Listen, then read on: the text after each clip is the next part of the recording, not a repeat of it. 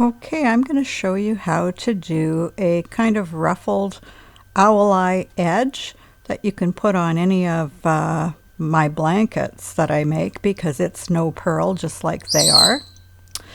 So I'm only going to be using 3 pegs, so I've been marking them. I just used the rainbow elastics from the rainbow looms. I find they work just great. I put them on really tight so I don't pick them up with my hook. So we're just going to be using these 3 stitches. And so here's my blanket. Now this one isn't an owl eye. This is in another one of my stitches called Hook and Twist. But the owl eye border works just fine on it. So I wanted to add a frilly little border on this because it's going to be for a baby. And I especially thought it would look cute with a little frilly border. So we go in and we're just going to look for where we have the 2 stitches. Right, we have the 2 stitches that are always on the edge of the blanket. I'll make them bigger so you can see them. There we go. There you can see these are all the stitches, and I'm just going to put 3 of them on the loom like that. And then you're going to have the good part of your work facing you, and this is the right side. You can see this is where the pickup for the 10 stitch style was, and this is the wrong side over here.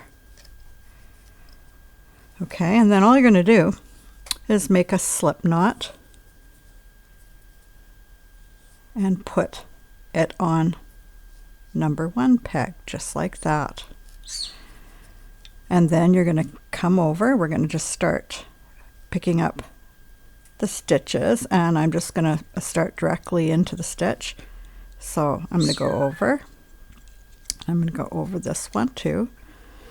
I'm doing owl eye, and then I do owl eye again like this, always over 2 pegs.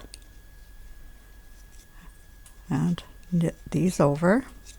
And that's row 1, and we're going to do a total of 8 rows. So now when we do row 2, we just come back, go over like this. It's kind of making an I-cord type of thing, but there we go. Now that's row 2. So see, it's very easy to do. Now we start row 3, just like this.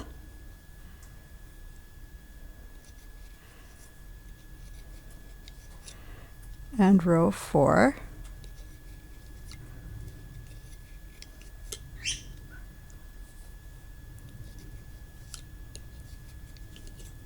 Row 5,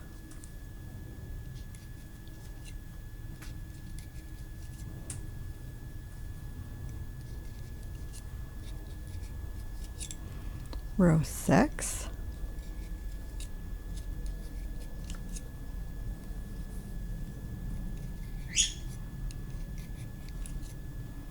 row 7,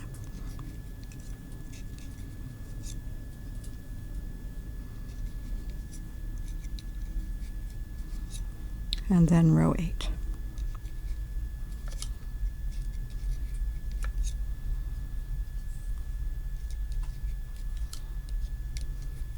There we are. Now we keep our working yarn out of the way, and we go in and we see that this is what we've knit here, and here's the thread where we started.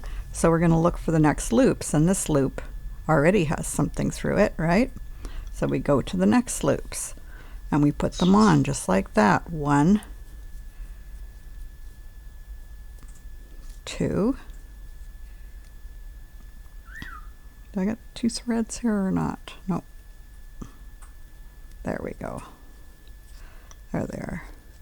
2. Okay. Then we just come back around.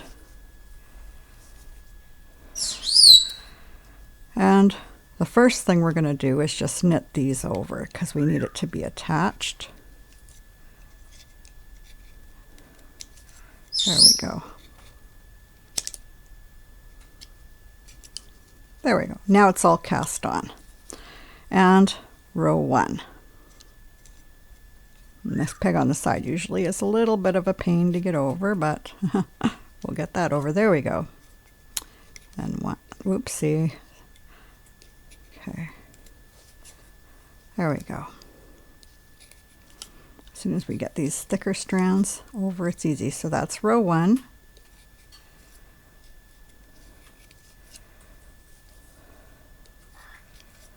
Row 2.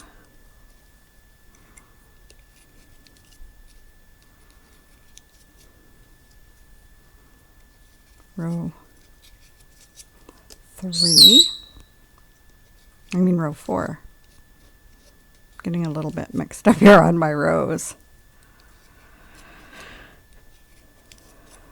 But it has to be even if we're going back. Okay, row 5. And if you do mess up on a couple stitches on a row, you really won't notice it. It's not worth fixing.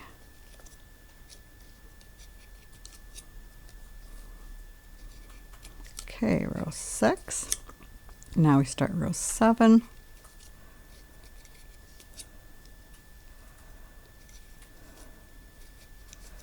And then row 8.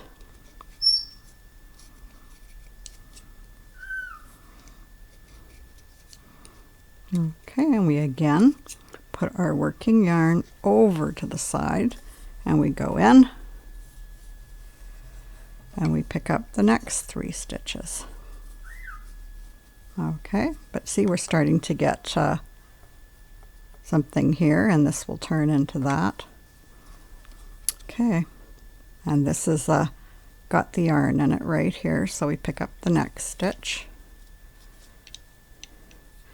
1, 2, 3. There we go. And we start by casting them on, knitting it over.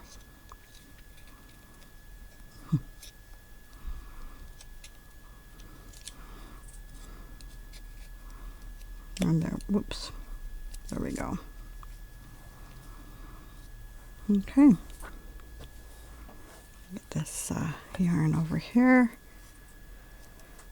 Okay, and then 8 again. And you just keep doing it in that manner. So I'm going to pause the video here and go a little further on so I can show you actually what it looks like. Okay, so you're seeing how it's starting to look. Has kind of a scalloped look. And if you wanted it to be bigger than this on the outside of your blanket, you could actually go up 10, 12 stitches instead of just the 8. How it's nice is mostly your blankets are going to curl this way. So when you have this, it actually helps prevent your curling. So you can actually use it to fix a blanket that's slightly curling, or just do it for an edge that you want. It also looks pretty nice on this other side. Looks like that. So you just keep going, and then eventually you'll hit the place where you'll be over here and you'll be running out of loops. And depending how many loops you have, you could be at 3 or 2 or 1 or whatever, but you'll just do it the best you can to just sort of connect it and blend it in. And it will look fine. You'll never notice something that's slightly different. And too, when you're done, you can actually pull these up to make them look even nicer. And so there you go. It's an easy, no using purling stitch. It's in my owl eye stitch, so look good on any owl eye piece that you do, but also this is my hook and twist stitch, and it looks just fine on there. So there you go. I hope you like it, and until next time, bye.